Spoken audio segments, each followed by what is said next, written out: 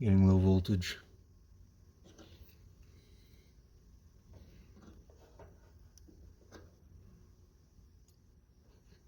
Closed circuit on top.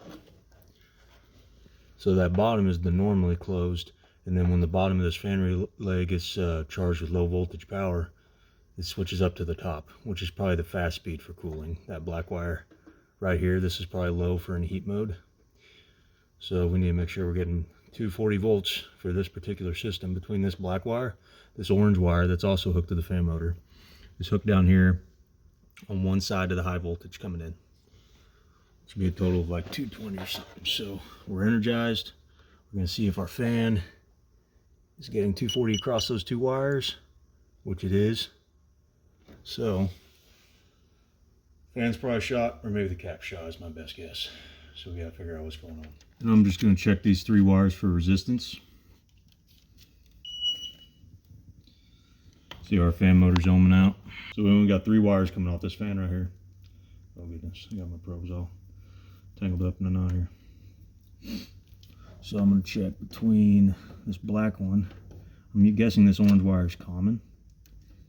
So I'm going to check between the black, which I think is your fast speed, but I could be wrong about that. Let's check between these two.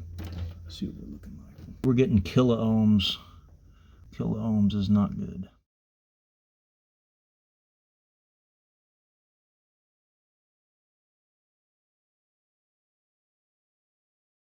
That black wire is hooked to high, excuse me, and the red one is hooked to medium low.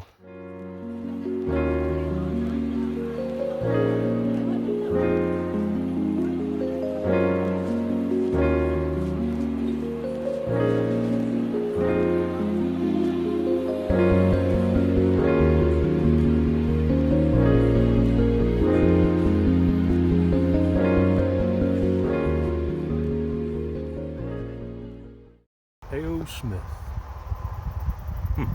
Only ever seen those.